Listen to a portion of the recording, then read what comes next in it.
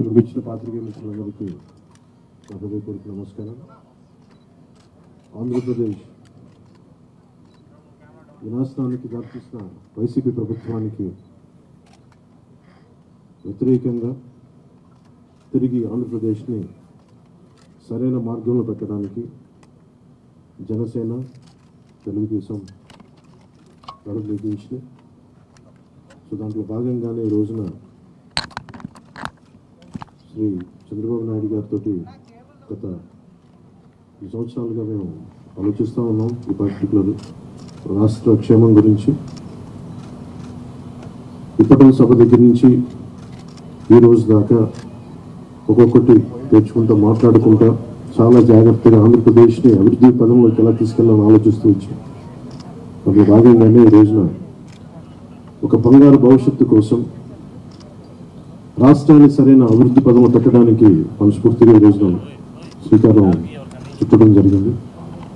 అందులో భాగంగానే ఈ రోజున జనసేన, తెలుగుదేశం కలిసి పదం దిగించినాయి.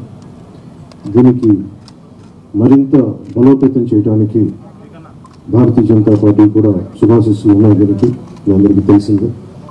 అందుకని ఆ పొత్తు ఎలా వెళ్ళబోతున్నాం, ఎట్లా వెళ్ళబోతున్నాం, ముందు పెద్దలు, మాజీ ముఖ్యమంత్రి, ప్రతిపక్ష నాయకులు శ్రీ నారా చంద్రబాబు నాయుడు గారు వివరిస్తారు.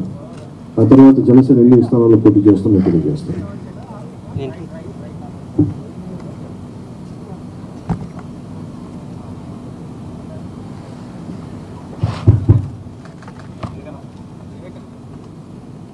గౌరవనీయులు పవన్ కళ్యాణ్ గారు, వేదిక పైన పెద్దలు, అదే మరిగా ఈ సమావేశానికి వచ్చిన అందరికీ నమస్కారాలు. ఈరోజు మాఘ పౌర్ణమి శుభముహూర్తం. ఆ శుభదినాన శుభముహూర్తంలో తెలుగుదేశం పార్టీ, జనసేన పార్టీ రెండు కలిపి ఎన్నికలు పోవడానికి సిద్ధమవుతున్నాం. ఈ వార్త రాష్ట్రంలో ఉండే ప్రజలందరికీ కూడా ఒక శుభవార్త కావాలని చెప్పి మేము కోరుకుంటున్నాం.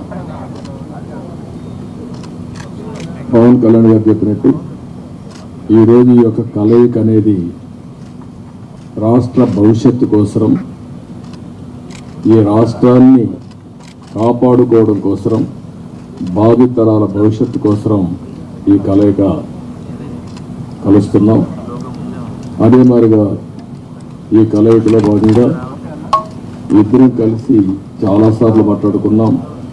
పార్టీ నాయకులు కూడా మాట్లాడుకున్నాం. అన్నీ మాట్లాడిన తర్వాత 175 సీట్లలో 24 సీట్లు జనసేన పోటీ చేస్తుంది. 3 పార్లమెంటు జనసేన పోటీ చేస్తారు. మిగిలిన సీట్లలో తెలుగుదేశం పార్టీ ఇప్పటికుంది. మళ్ళీ వారు చెప్పినట్టు బీజేపీ కలిసి వస్తే ఆ విషయాలు కూడా మాట్లాడుకొని మేము తగిన నిర్ణయాలు తగిన సమయంలో తీసుకుంటాం. ఈరోజు మనం మొట్టమొదటిసారిగా ఏవైతే నిర్ణయించుకున్నామో ఆ నిర్ణయం ప్రకారం తెలుగుదేశం పార్టీ అభ్యర్థులు ఎంపిక చేస్తాం. అదే మాదిరిగా జనసేన అభ్యర్థుల్ని పవన్ కళ్యాణ్ గారు ఎంపిక చేస్తారు. అన్ని ఏరియాల్లో ప్రతి ఒక్కరికి ఒకటే విజ్ఞప్తి చేస్తున్నాం. ముహూర్తం కాబట్టి ముందు మేము క్యాండిడేట్స్ని రిలీజ్ చేసిన తర్వాత మళ్ళీ మిగిలిన డీటెయిల్స్ అని మాట్లాడతాం. ఇది తెలుగుదేశం పార్టీ అభ్యర్థుల జాబితా. మొదటి విడతగా ఒక 94 సీట్లు మీకు రిలీజ్ చేస్తున్నాను. ఇది మీకు పంపిస్తాను. మీ అందరూ డిస్ట్రిబ్యూట్ చేసిన తర్వాత నేను మాట్లాడతాను. ఇప్పుడు పవన్ కళ్యాణ్ గారు మాట్లాడతారు. జనసేన చాలా కీలకంగా 24 స్థానాల్లో పోటీ చేస్తుంది. భారతీయ జనతా పార్టీని దృష్టిలో పెట్టుకొని కూడా జనసేన చాలా కీలకంగా 12 స్థానాల్లో పోటీ చేయాలని నిర్ణయించుకున్నాం. దాంట్లో ముందుగా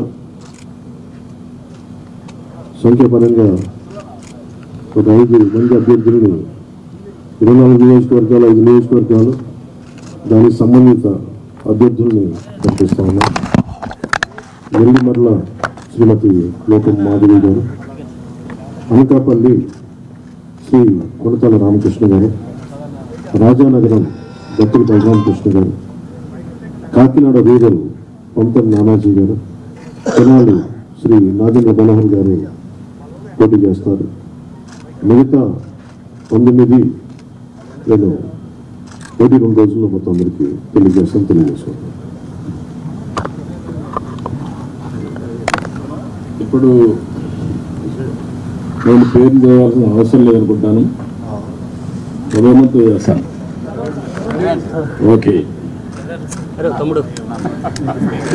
మాకు నేను పని తగ్గించుకోవాలని మీరు పని పెడుతున్నారు. Ichchapuram బెండలం Ashok garu, Tekkali Kinjarapu Atchannaidu, Amudalavalasa Kona Ravikumar, Rajam Kondru Muralimohan, Kurupam Toyaka Jagadeeswari, Parvathipuram Vijaya Bonela, Salur Gummadi Sandhyarani, Bobbili RSV KK Rangarao, Gajapathinagaram Kondapalli Srinivas, Vizianagaram Pusapati Aditi Vijayalakshmi Gajapathiraju, Visakhapatnam east Velagapudi Ramakrishnababu, Visakhapatnam west PGVR Naidu alias Gannababu, Araku valley Siriveri Donnadora, Payakaraopeta Vangalapudi Anitha, Narsipatnam Chintakayala Ayyannapatrudu, Tuni Yanamala Divya, Peddapuram Nimmakayala Chinarajappa, Anaparthi Nallimilli Ramakrishna Reddy, Mummidivaram డోట్ల Subbaraju, Gannavaram Shri పెళ్ళ రాజేష్ కుమార్, కొత్తపేట బండారు సత్యానందరావు, మండపేట వేగుళ్ల జోగేశ్వరరావు, రాజమండ్రి సిటీ ఆదిరెడ్డి వాసు, జగ్గంపేట జ్యోతుల వెంకటప్పారావు, ఆచంట పీతాని సత్యనారాయణ, పాలకొల్లు నిమ్మల రామానాయుడు, ఉండి మంతెన రామరాజు, తణుకు అరిమిల్లి రాధాకృష్ణ, ఏలూరు బడేటి రాధాకృష్ణ, చింతలపూడి సోంగార్ రోషన్, తిరువూర్ కొలికపూడి శ్రీనివాస్, నూజివీడు కొలుసు పారసార్థి, గన్నవరం యాడ్లగడ్డ వెంకట్రావు, గుడివాడ వెనుగంట రాము, పెడన కాగిత వెంకట కృష్ణప్రసాద్, మచిలీపట్నం కొల్లు రవీంద్ర, పామర్రు వర్ల కుమార్ రాజా, విజయవాడ సెంట్రల్ బోండా ఉమా,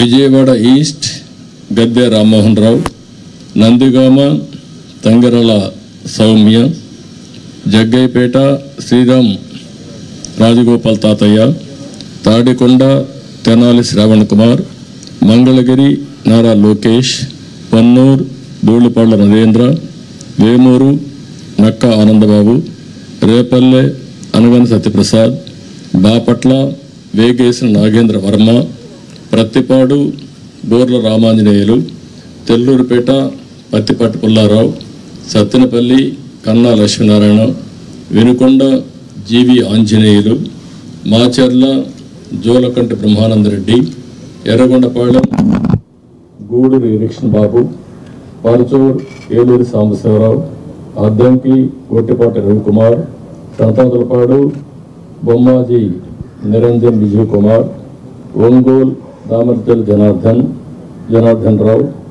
కొండేపి డోలా శ్రీ బాల Veeranjaneya Swamy, Kanigiri Mukku Ugra Narasimha Reddy, Kavali Kavya Krishna Reddy, Nellore city P Narayana, Nellore rural Kotamreddy Sridhar Reddy, Gudur Pasam Sunil Kumar, Sullurpeta Nelavala Vijayasri, Udayagiri Kakarla Suresh, Kadapa Madhava Reddy, Rayachoti Mandipalli Ramprasad Reddy, Pulivendula Marreddy Ravindranath Reddy, Mydukur Putta Sudhakar Yadav, Allagadda Bhuma Akhilapriya Reddy, Srisailam Budda Rajasekhar Reddy, Kurnool TG Bharath, Panyam Gowru Charitha Reddy, Nandyal NMD Farooq, Banaganapalle BC Janardhan Reddy, Dhone Kotla Suryaprakash Reddy,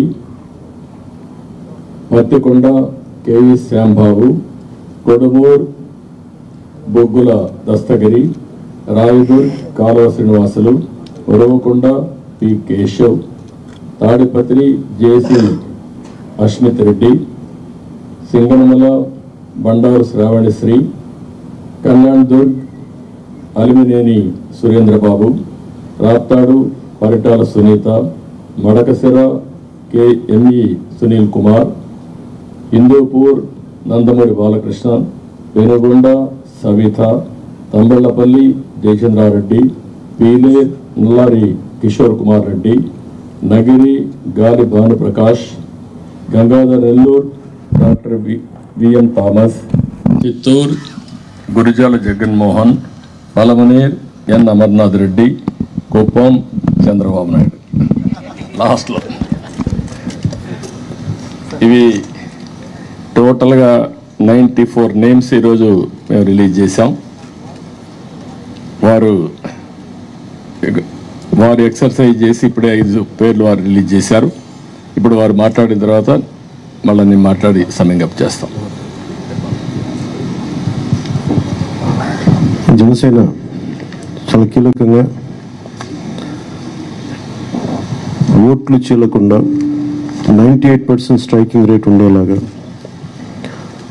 ఎక్కువ స్థానాలు తీసేసుకొని ఎక్స్పెరిమెంట్ చేసే కంటే కూడా తక్కువ స్థానాలు తీసుకొని రాష్ట్ర ప్రజలకు ఉపయోగపడేలాగా.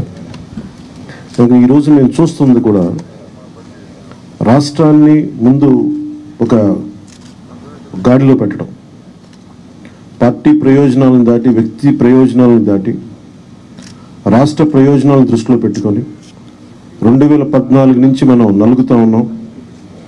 2019కి ఈ అరాచక పాలన వల్ల ఇంకా నలిగిపోతూ ఉన్నాం.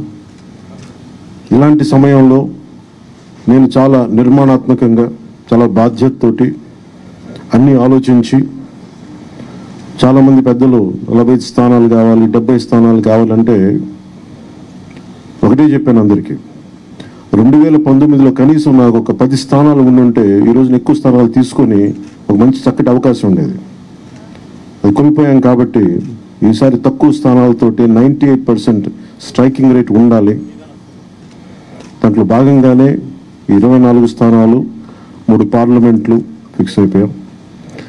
అలాగే 24 స్థానాలు కనిపిస్తున్నాయి, కానీ జనసేనకి మనం చూడాల్సింది 3 పార్లమెంట్లో ఇంకొక అదనంగా ఇంకొక 18 నుంచి 20 దాకా స్థానాలు అధికంగా యాడ్ అవుతాయి. సో దాదాపు ఒకలా చూస్తే జనసేన అందరూ అనుకున్నట్టుగా ఒక 40 స్థానాల్లో పోటీ చేస్తున్నట్టు లెక్క, 3 పార్లమెంట్తో కలుపుకొని. నేను కూడా ఈ అలయన్స్ బలంగా ఉండాలి, టీడీపీ జనసేన అలయన్స్ బలంగా ఉండాలి అంటే నేను కూడా ప్రత్యేకించి భారతీయ జనతా పార్టీని దృష్టిలో పెట్టుకొని కూడా నా సీట్లని కుదించుకోవడం జరిగింది.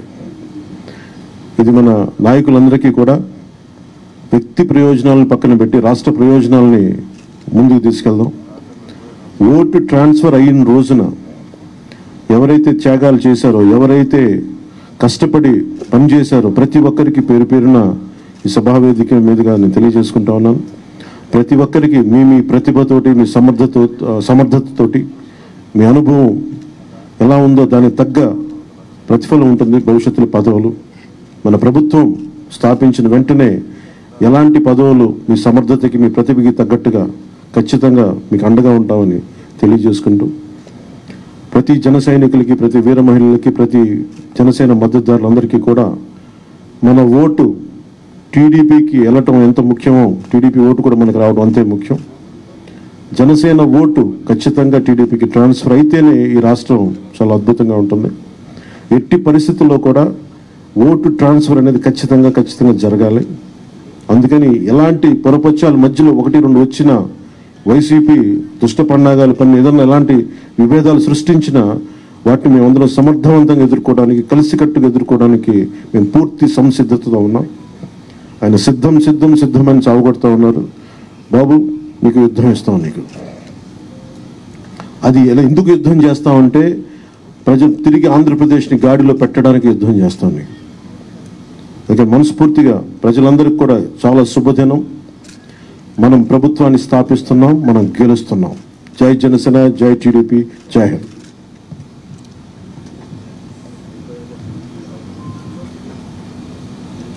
ఇప్పుడే జనసేన అధినేత పవన్ కళ్యాణ్ గారు చెప్పిన దాన్ని పూర్తిగా సమర్థిస్తూ ఈరోజు ఈ కలయిక రాష్ట్ర భవిష్యత్తు కోసం, ఏ ఇద్దరు వ్యక్తుల కోసమో ఏ రెండు పార్టీల కోసం కాదు, 5 కోట్ల ప్రజా ప్రయోజనాలు ఆశించి ఈరోజు మనస్ఫూర్తిగా 2 పార్టీలు కలిసి పనిచేయాలని ఈ నిర్ణయం తీసుకున్నాం. ఈరోజు రాష్ట్రానికి ఇది ఒక హిస్టారికల్ డే, ఒక మంచి ప్రయత్నానికి తొలి అడుగు ఇది.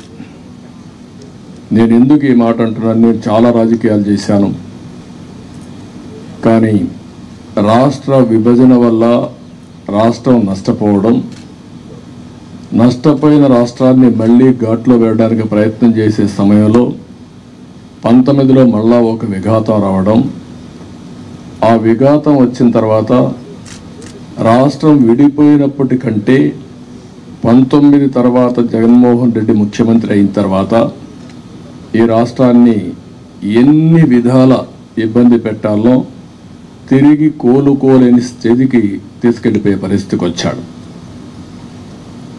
ఇది ఒక వ్యక్తికి నష్టం కాదు, లేకపోతే పవన్ కళ్యాణ్ గారికి నాకే నష్టం కాదు, 5 కోట్ల ప్రజలకు జరిగిన నష్టం ఇది. బ్రాండ్ ఆఫ్ ఆంధ్రప్రదేశ్ పూర్తిగా డెమాలిష్ చేసిన సందర్భం ఇది. ఇంకొక పక్క ఎవరైనా సరే ప్రజాస్వామ్యంలో ఇది తప్పు, ఇది కరెక్ట్ కాదు, నాకు అన్యాయం జరిగిందని చెప్పుకోలేని పరిస్థితి. ఈ అవమానాలు ప్రజలు భరించారు, కార్యకర్తలు భరించారు, పత్రికా విలేకరులు భరించారు, మేము కూడా భరించాం. నా విషయం మీ అందరికీ తెలుసు, 5 కోట్ల మందికి. పవన్ కళ్యాణ్ గారు ఒక మంచి ఉద్దేశంతో వస్తే ఇప్పటం గ్రామంలో జరిగినటువంటి సంఘటన దగ్గర నుంచి విశాఖపట్నంలో రోడ్ షో కూడా చేయనీయకుండా చేసే పరిస్థితి, అడుగడుగున రాజకీయ నాయకుల్ని అడ్డుకొని అరెస్టులు చేసే పరిస్థితి వచ్చింది. అవన్నీ కూడా దృష్టిలో పెట్టుకున్న తర్వాత మేము ఒకటే ఆలోచించాం, మేమందరం కూడా రాగద్వేషాలకు అతీతంగా 2 పార్టీలు కలిసి మనస్ఫూర్తిగా సహకరించి ఈ రాష్ట్రాన్ని కాపాడే బాధ్యత మేము తీసుకోవాలనే ఉద్దేశంతోనే ఈ ఎక్సర్సైజ్కి ప్రారంభించాం. అయితే ఈరోజు ఒక అహంకారంతో ఇక్కడ మనం కూర్చున్నాం. దీని పక్కనే ప్రజావేదిక విధ్వంసంతో ప్రారంభమైంది. ఆ ప్రజావేదిక విధ్వంసం అయిన తర్వాత డెబ్రీస్ ఇంతవరకు కూడా తీయలేదు. ఒక అహంభావి ఎంత ఈ విధంగా ప్రవర్తిస్తాడనే దానికి ఇది ఒక ఉదాహరణ. అంటే అనునిత్యం నేను కానీ నా దగ్గరకు వచ్చిన పవన్ కళ్యాణ్ గారు కూడా చూస్తే గుర్తు రావాలి ఆ విధ్వంసం, ఆ విధంగా విధ్వంసం చేసే పరిస్థితికి వచ్చారు. ఇవన్నీ చూసిన తర్వాత రాష్ట్రాన్ని వైసీపీ బారి నుండి విముక్తి చేయడం కోసం, రాష్ట్ర ప్రజల భవిష్యత్తు కోసం మేము కలిసి పనిచేస్తాం. ఇంకొక పక్క అభ్యర్థుల్ని వారి అభ్యర్థుల్ని ఇప్పుడు ఎవరిని అనౌన్స్ చేస్తారో నాకు తెలీదు, మా అభ్యర్థుల్ని వారికి తెలియదు, కానీ వారు మంచి అభ్యర్థులను వారు ఎంపిక చేస్తున్నారు. మేము కూడా బెస్ట్ అభ్యర్థులను మేము కూడా ఎంపిక చేస్తున్నాం. ఈరోజు చూస్తే నా రాజకీయ జీవితంలో ఎప్పుడూ చేయనంత ఎక్సర్సైజ్ చేశాను నేను. ఆ విషయం ఇది నాకు 9వ ఎన్నికలు, 9వసారి ఎన్నికలు పెట్టినప్పుడు సమైక్య ఆంధ్రప్రదేశ్లో కూడా ఇంత ఎక్సర్సైజ్ నేను ఎప్పుడు చేయలేదు. అంత ఎక్సర్సైజ్ చేశాను. 1,10,00,000 దగ్గర నుంచి అభిప్రాయ సేకరణ చేసుకున్నాను వివిధ సోర్సెస్ ద్వారా. నేను ఒక్క సోర్స్లో చేయలే, అనేక సోర్సెస్ పెట్టి ప్రజల్ని కార్యకర్తల్ని కాన్ఫిడెన్స్గా తీసుకున్నాను. నేను ఒక మహత్తరమైన కార్యక్రమానికి శ్రీకారం చుట్టినప్పుడు నాకు సరైన సమాచారం కూడా ఉంటే సరైన నిర్ణయాలు తీసుకుంటాం. నాకు సరైన సమాచారం లేకపోతే సరైన నిర్ణయాలు తీసుకోలేమనే ఉద్దేశంతో సమాచారం తీసుకొని అన్ని కోణాల్లో విశ్లేషించిన తర్వాతనే ఈ 94 మంది అభ్యర్థుల్ని ఈరోజు వడబోసి ఫైనలైజ్ చేశాం. ఇందులో కూడా మీరు చూస్తే ప్రజల మధ్య ఉండే వ్యక్తులు కానీ, ప్రజలు కోరుకునేవారు, ప్రజల ఆమోదయోగ్యం ఉండేవాళ్ళు, సమర్థవంతంగా ఎన్నికల్ని ఎదుర్కొని అవతల వాళ్ళతో పోటీపడే అభ్యర్థుల్ని ఎంపిక చేయడం జరిగింది. ఈరోజు ఈ 2 ఎక్సర్సైజుల్లో 118 పూర్తయినాయి. 94 మేము చేశాం, వారు 24లో 5 అనౌన్స్ చేశారు. మిగిలిన అభ్యర్థులను వారు కూడా ఎంపిక చేస్తారు. మొత్తం కలిసి 118 మంది అభ్యర్థులు మేము ఎంపిక చేసుకునే పరిస్థితికి వచ్చాం. ఈ అభ్యర్థుల ఎంపికలో తెలుగుదేశం పార్టీ అయితే యువతకు, మహిళలకి, బీసీలకు, అదే మరి యంగ్స్టర్స్కి ఎక్కువ ప్రాధాన్యత ఇచ్చడానికి ప్రయత్నం చేశాం.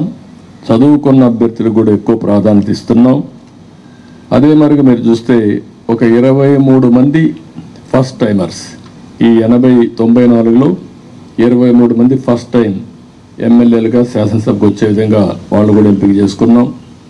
వీళ్ళలో 3 డాక్టర్లు ఉన్నారు, రిటైర్డ్ ఐఏఎస్ ఆఫీసర్లు ఉన్నారు, విద్యావంతులు ఉన్నారు, 28 మంది పోస్ట్ గ్రాడ్యుయేట్స్ ఉన్నారు, 51 మంది గ్రాడ్యుయేట్స్ ఉన్నారు, బాగా 2 అయితే పిహెచ్డి కూడా ఉన్నారు. అదే మరిగా వైసీపీ అభ్యర్థులను ఒక్కసారి మీరు పోల్చి చూస్తే కడాన రెడ్ శాండిల్వుడ్ స్మగ్లర్స్ కూడా పెట్టేశారు. రౌడీల్ని, గూండాల్ని కాకుండా రెడ్ శాండిల్వుడ్ వ్యాపారం చేసేవాళ్ళు పెట్టారంటే ఆ డబ్బులు ఇంకా ఆ రెడ్ శాండిల్ వ్యాపారం చేసే వాళ్ళు ట్రాన్స్ఫర్లు కూడా చేశారు అక్కడి నుంచి. ఎందుకంటే బ్రహ్మాండమైన ప్రొడక్షన్ ఉంది అక్కడ, నాయకుల ప్రొడక్షన్ కూడా, నాట్ ఓన్లీ రెడ్ శాండిల్వుడ్ ప్రొడక్షనే కాదు. అలాంటి వాళ్ళని, రౌడీల్ని డబ్బులతో ట్రాన్స్ఫర్లు కూడా చేసి రాష్ట్రం అంతా స్ప్రెడ్ చేసే పరిస్థితికి వచ్చారు. ఈ విషయం కూడా ప్రజలు కూడా గుర్తుపెట్టుకోవాల్సిన అవసరం ఉంది. ఈరోజు మేము చేసిన అభ్యర్థుల్ని, ప్రజలకు జవాబుదారీతనంగా ఉండే అభ్యర్థుల్ని అటు జనసేన ఇటు తెలుగుదేశం పార్టీ ఇద్దరు కూడా చేశాం. ఈరోజు ప్రజల్లో తీవ్రమైన వ్యతిరేకత ఉంది. ఎంత వ్యతిరేకత ఉందంటే భయం కూడా అంత ఉంది. ఈరోజు మీరున్నారు ప్రెస్, మీ మీద సిరీస్ ఆఫ్ దాడులు జరిగాయి. సిరీస్ ఆఫ్ దాడులు జరిగితే మీరు ప్రతిఘటించాలి అని నిస్సాహిస్థితిలో మీరున్నారు. ఏమనుకో అంటే మనోధైర్యాన్ని కూడా కోల్పోయే పరిస్థితిలో ఉన్నారు. ఒక వ్యక్తి స్వేచ్ఛగా వాళ్ళ అభిప్రాయాలు చెప్పే స్వేచ్ఛ ప్రతి ఒక్క వ్యక్తికి ఉంది. అదేవిధంగా పత్రికా విలేకరులకి బాధ్యత ఉంది. అతనికి స్వేచ్ఛ ఉంది, మీకు బాధ్యత ఉంది. 4 ఎస్టేట్స్ ఏదైతే ప్రజాస్వామ్యంలో 4 పిల్లర్స్ అనేటివి చాలా ముఖ్యం. ఒక పక్క చట్టసభలు, ఎంపిక చేసే అభ్యర్థులు, అక్కడి నుంచి గెలిచిన అభ్యర్థులు చట్టాలు చేయడం. రెండోది కార్యనిర్వాహక అధికారులు, ఐపీఎస్ ఆఫీసును ఆల్ ఇండియా లెవెల్లో తెచ్చిపెట్టడం. మూడోది పత్రికా విలేకరులు ఎక్కడికక్కడ స్వేచ్ఛగా ఎవరేం చేసినా నిర్మోహమాటంగా ప్రజలకు చెప్పడం. ఎక్కడ తప్పు జరిగితే తప్పు జరిగిందని కోర్టుకెళ్ళి మళ్ళా మన హక్కులు కాపాడుకోవడానికి న్యాయ వ్యవస్థ. ఈరోజు మన రాష్ట్రంలో చూస్తే ఈ 4 వ్యవస్థలు కూడా ఒక విధంగా చెప్పాలంటే నిర్వీర్యం చేసే పరిస్థితి, దుర్వినియోగం చేసే పరిస్థితి. ఇష్టానుసారంగా ఒక్క ఐఏఎస్ ఆఫీసర్, ఒక్క ఐపీఎస్ ఆఫీసర్ మాట్లాడలేని నిస్సహాయ పరిస్థితి నేను 45 ఏళ్ళు ఎప్పుడు చూడలా. ఇదే మీడియాలో నేను చూశాను. ఇది ఎంత పరాకాష్టం మీరు కూడా గుర్తుపెట్టుకోవాలి. ఇదే మీడియాలో ఒక్కసారి ఒక జీవో తీసుకొచ్చి నియంత్రణ చేస్తున్నానని రాజశేఖర రెడ్డి ఒక జీవో తీసుకురావడానికి ఫైల్ మూవ్ చేశాడు. అంతే, ఫైల్ మూవ్ చేస్తే నెక్స్ట్ డే మేము అసెంబ్లీలో పట్టుకున్నాం. నీ ఇష్ట ప్రకారం ఎట్ట చేస్తావు సమాధానం చెప్పమని. అతను భయపడిపోయి కాదు నేను చేయలేదు అన్నాడు. నేను నిర్దిష్టంగా హామీ ఇస్తున్నా, నేను చేయను అన్నాడు. కాదు ఆ ఫైల్ పెట్టమన్నాం. అక్కడి నుంచి నేను విత్డ్రా చేసుకున్నానంటే మళ్ళీ మీరు మాట్లాడతారేంటి అనే పరిస్థితికి వచ్చి తోకదాడించేసే పరిస్థితికి వచ్చాడు. ఈరోజు 2430 జీవో నెంబర్ తీసుకొచ్చి పత్రికా విలేకరుల పైన దాడులు చేయడమే కాకుండా మీ మీద కేసులు పెట్టి మిమ్మల్ని లోపలేసే పరిస్థితికి వచ్చారు. ఇది భారతదేశ చరిత్రలో ఎక్కడా జరిగిందని నేను అనుకోను. ఈరోజు ప్రజాధనంతో ప్రజల మీద కక్ష తీర్చుకోవడానికి న్యాయ వ్యవస్థను దుర్వినియోగం చేసే పరిస్థితికి వచ్చారు. ఒక్కొక్క అడ్వకేట్కి ఇంటి కోట్ల రూపాయలు, కామన్ మ్యాన్ కోట్ల రూపాయలు పెట్టుకుని అడ్వకేట్ని పెట్టుకునే పరిస్థితిలో ఉన్నాడా ఈ రాష్ట్రంలో? కనీసం అడ్వకేట్ అంటే తెలుసా? ఇలాంటివన్నీ జరిగే పరిస్థితి వచ్చింది. అందుకని ఈరోజు ఇవన్నీ కూడా చూసిన తర్వాత నేను ఒకటే ప్రజలందరికీ అప్పీల్ చేస్తున్నా, అహంకారంతో ఎగువతో ఈ అభ్యర్థుల్ని ఇష్టానుసారంగా అతను ఇచ్చేసినప్పుడు మీరు కూడా, ఇది అత్యంత కీలకమైన ఎన్నికలు. మళ్ళీ చెప్తున్నాం, ఇక్కడ మాకు ఏమాత్రం కూడా రాగద్వేషాలకు అతీతంగా అభ్యర్థుల ఎంపిక మెరిట్ ప్రకారం మేము ఆలోచిస్తున్నాం. అందరికీ సీట్లు రాకపోవచ్చు. ఎందుకని నేను మాట కూడా వాడుతున్నానంటే, తెలుగుదేశం పార్టీ పోటీ చేసేది ఇక్కడ జనసేన అభ్యర్థులు సహకరించాలి. జనసేన పోటీ చేసేది ఇక్కడ తెలుగుదేశం పార్టీ అభ్యర్థులు సహకరించాలి. ఇద్దరూ కలిసి ఒక అవగాహనతో పనిచేస్తే ప్రజల్లో కూడా ఒక నమ్మకం ఏర్పడుతుంది, ఓటు బ్యాంక్ పెరుగుతుంది. ఎవరైతే ప్రజలు సహకరించాలని ఆలోచన ఉంటారో వాళ్ళకు ఉత్సాహం వస్తుంది. దానివల్ల గెలుపు ఈజీ అవుతుంది. గెలుపు అనేది ఎవరు ఆపలేరు. నేను చాలా స్పష్టంగా కూడా చెప్తున్నా. ఎందుకు ఆ ధీమాతో చెప్తున్నట్టు, ఎప్పుడైతే తెలుగుదేశం జనసేన కలిశామో ఆ రోజే గెలిచామని వైఎస్ఆర్ కాంగ్రెస్ పార్టీ కాడుబడేశారు. వాళ్ళకు తెలుసు, ఏ ఒక్కరిని అడిగినా కూడా వాళ్ళకి అర్థమైంది. కానీ రౌడీజం చేసావు, ఇంకొక పక్కన దొంగ ఓట్లు ఎన్యూమరేట్ చేసావు, లేకుంటే బూత్ క్యాప్చర్ చేసావు, లేకపోతే వాళ్ళకు కావాల్సిన అధికార యంత్రాంగాన్ని, వాలంటీర్స్ని, ఇలాంటి వాళ్ళని దుర్వినియోగం చేసి ఎన్నికలు జరపాలనుకుంటున్నారు. జరగదు. చాలా ఎన్నికలు చూశాను. ఒకసారి డబ్బులతో కూడా, డబ్బుల అహంభావం, ఇప్పటికే ఎక్కడికక్కడ బస్తాల కొద్ది డబ్బులు వెళ్ళిపోయిందని, కాన్స్టిట్యున్సీల వారికి ఇయర్ మార్క్ చేశారని, ఎర్ర చందనం డబ్బులు, శాండ్ల్వుడ్ డబ్బులు, లేకపోతే ఇసుక డబ్బులు, లిక్కర్ డబ్బులు, ఒకటి కాదు, ఇలాంటివన్నీ అవినీతి డబ్బుల్ని పంపించి మళ్ళా ఓట్లు కొనే ప్రయత్నాలు కూడా చేస్తున్నారు. ఇవన్నీ కూడా సమర్థవంతంగా ఎదుర్కొంటాం. ఈరోజు ఒకటే చెప్తున్నా, ఇది ప్రజాస్వామ్యం అంటే ఒక వ్యక్తికి అధికారం కాదు, ఇష్టారాజ్యం కాదు. ప్రజలు వారి జీవితాలు, వారి భవిష్యత్తుని పరిరక్షించేది ప్రజాస్వామ్యం. ఆ ప్రజాస్వామ్యానికి ఒక ముప్పు వచ్చినప్పుడు ప్రతి ఒక్కరి బాధ్యత. ఈరోజు మా దగ్గర డబ్బులు లేకపోవచ్చు, చాలా స్పష్టంగా చెప్తున్నాం. కానీ ప్రజాబలం మా దగ్గర ఉంది. విలువలతో కూడిన రాజకీయం చేశాం. ఇంకొక పక్కన ప్రజల సహకారం కానీ, అదే సమయంలో అందరూ వారి భవిష్యత్తు కోసం పనిచేస్తారని నమ్మకం మాకుంది. మీరు అవసరమైతే ప్రజలే ముందుకొచ్చి 10 రూపాయలు ఖర్చు పెట్టి ఎక్కడికక్కడ అభ్యర్థులు గెలిపించుకునే ప్రక్రియ కూడా మీరు శ్రీకారం చుట్టాల్సిందిగా నేను కోరుతున్నా. ఒక పక్క 5 కోట్ల ప్రజలు, ఒక పక్క ఒక అహంభావంతో, ధనబలంతో, పెత్తందారి విధానాలతో, రౌడీజంతో వస్తున్నటువంటి పార్టీ ఇంకొక పక్క. అందుకే ప్రజలందరూ కోరుతున్నా, మీరు ఆలోచించాల్సిన అవసరం ఉంది.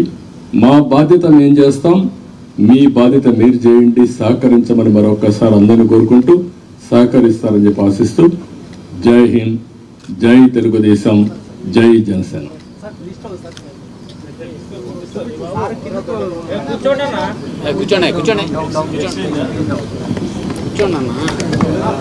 కూర్చోండి. వీడియో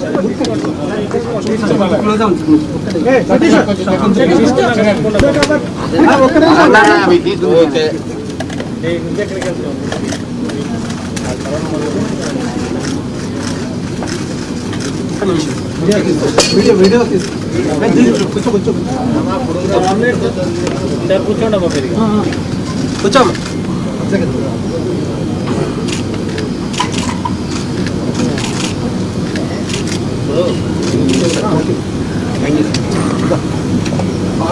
ఎక్కడి నుంచి పోటీ చేస్తారో చెప్పలేదు మీరు.